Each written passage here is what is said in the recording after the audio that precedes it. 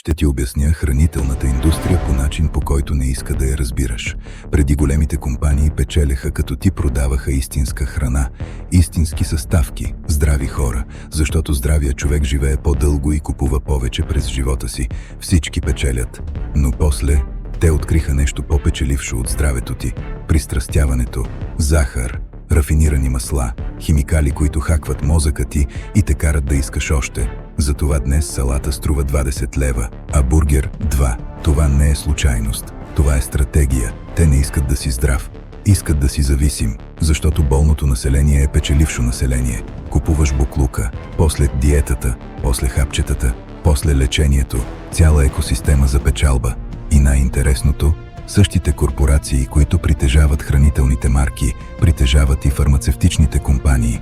Първо те тровят, после ти продават решение. Ти не си мързелив, не си слаб, ти си отглеждан.